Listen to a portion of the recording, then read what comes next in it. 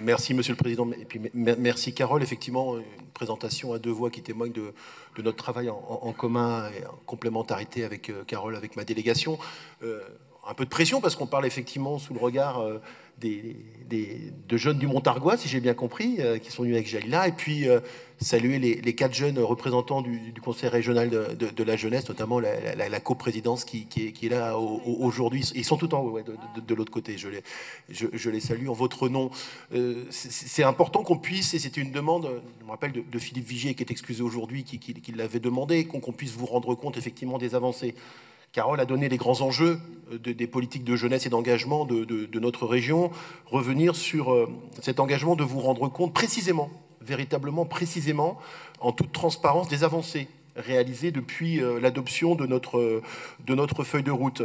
C'est aussi un engagement que nous avions pris devant les 2000 contributrices et contributeurs des États généraux de la jeunesse, que ce soit des structures de jeunesse, que ce soit des collectivités, et bien entendu les jeunes du CRJ, et bien entendu les jeunes beaucoup plus largement.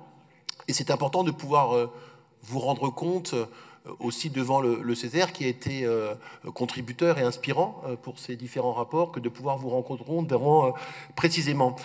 Vous avez pu remarquer qu'une partie des mesures, des 39 mesures qui vous sont pointées là dans ce rapport, dans cette communication, sont pour certaines déjà des continuités des mesures d'urgence de la crise sanitaire. Alors c'était à cheval sur la prise de fonction de notre hémicycle, néanmoins, beaucoup de mesures qui étaient à l'époque très innovantes pour une région ont pu être maintenues dans différents modèles. Donc c'est déjà une des premières inspirations.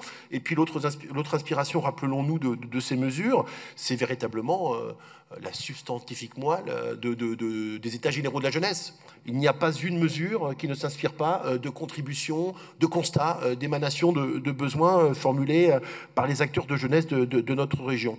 Ce qui en compose donc 39 qui sont suivis vraiment pas à pas par les différentes directions cristallisées au sein, bien entendu, de la direction qui se préoccupe des questions de jeunesse. Et vous avez vu qu'il y a, bien entendu, précisément, au-delà des chiffres, des états d'avancée, avec des mesures qui sont, d'ailleurs, en grande majorité déjà déployées. D'autres qui sont à venir et d'autres qui sont en cours de déploiement. Vous avez 3 catégories de mesures parmi ces 39.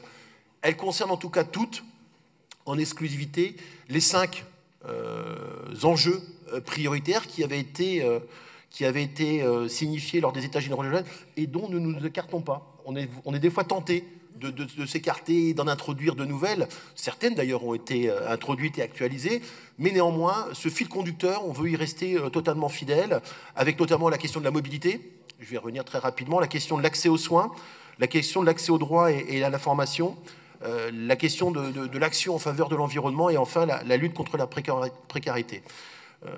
Certaines sont véritablement sur le devant de la scène. On ne peut pas, et Philippe reviendra certainement dessus, on ne peut pas occulter le catalyseur qui a été notre décision que de mettre en place la gratuité pour les 15-25 ans durant le week-end des transports de notre région, qui est véritablement une vitrine, un accélérateur, une mise en synergie de nombreuses politiques publiques. Il faut y revenir, mais avec d'autres enjeux autour de la mobilité. Je pense, en regardant Emmanuel, à un vélo, un jeune.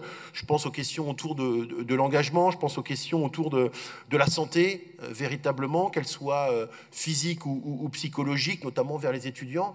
Je ne vais pas me lancer dans une litanie des 39 mesures. Vous les avez bien entendu, à la fois précisément pour certaines déclinées, chiffres à l'appui, et puis pour d'autres, sur le tableau de bord qui vous est fourni en annexe. Ce qui est intéressant de constater aussi, c'est la question, et Carole le disait avec cette clause d'impact jeunesse, c'est la question de notre intervention en transversalité. C'est-à-dire que vous avez certainement pointé, comme vous êtes des lecteurs attentifs des différents rapports depuis des mois, que chacune des mesures s'est retrouvée dans les feuilles de route que nous avons collectivement adoptées. Égalité entre les femmes et les hommes, la feuille de route portée par Mohamed autour du sport, par Delphine autour de la culture, par Gaël autour de la question de la démocratie permanente, autour de la mobilité avec Philippe. Et je ne vais pas énumérer tous les collègues de l'exécutif, mais néanmoins, Jean-Patrick, excuse-moi Jean-Patrick, il râle avec le sourire, donc ça va. Véritablement, on retrouve la santé avec Sylvie, on retrouve, et Magali, on retrouve véritablement dans chacune des feuilles de route, c'est pas des choses qui sont isolées, c'est pas des choses qui sont fragmentées, c'est des choses qui nous concernent toutes et tous et qui concernent toutes nos politiques publiques. Alors voilà, engagement, formation, égalité entre les filles et les garçons, l'inclusion avec Cécile, la question de l'environnement, bien entendu, avec Jérémy Godet et puis Jean-François Bridet, on retrouve véritablement, et ça c'est un signe très intéressant pour notre collectivité, cette feuille de route incluse dans les différentes feuilles de route. Et puis enfin, beaucoup plus, j'ai envie de dire de manière beaucoup plus ambitieuse, républicaine, c'est-à-dire qu'on y retrouve des notions fondamentales qui sont celles de la fraternité et de la solidarité qui irriguent chacune des mesures. On y retrouve aussi, et je terminerai là-dessus, bien entendu, la question de notre déclaration autour de l'urgence climatique et sociale qui en fait une trame et une colonne vertébrale pour toutes nos actions. Carole l'a dit, on a un indicateur assez intéressant à observer, c'est IEPS. Les chiffres de IEPS, ils n'arrivent pas comme ça, Carole les a annoncés, ils sont pour certains 3 fois supérieurs à ce que nous avions connu sur la saison, j'allais dire scolaire, associative précédente, mais ça ne vient pas de rien. Ça vient véritablement d'un travail en toute honnêteté sur ce qui pouvait être reproché à l'ancienne plateforme, ce qui pouvait être, soyons positifs, amélioré de l'ancienne plateforme, avec un nouveau prestataire, avec un cahier des charges beaucoup plus exigeant, et puis surtout avec la consultation des principaux intéressés, des principales intéressés que sont les jeunes utilisatrices et utilisateurs de IEPS. Les chiffres sont multipliés effectivement par 3. Enfin, un jeune sur 3 de notre région est connecté à IEPS. Tu l'as dit, Carole, c'est 2 fois plus que l'an dernier de date à date, avec des projections sur la fin de l'année scolaire qui sont très, très encourageantes. Et puis, on a regardé politique publique par politique publique, quels étaient les freins qui permettaient, qui empêchaient des jeunes, et c'est la question fondamentale de l'accès aux droits, d'accéder à leurs droits. Et sur l'équipement numérique, sur l'équipement professionnel, tu l'as dit Carole, le pari de la licence 20 € aussi pour les licenciés UNSS, sport scolaire, filles et garçons.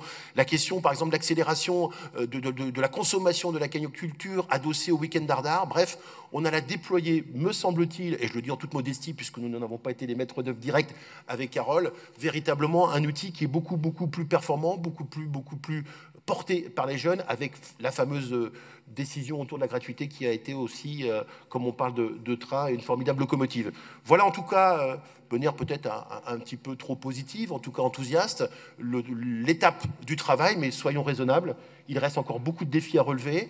Toutes les mesures ne sont pas mises en œuvre. Et puis aujourd'hui, on a aussi dans notre région une partie des jeunes qui continuent à souffrir et pour lesquels nous nous préoccupons prioritairement. Voilà. Merci à vous. Merci beaucoup.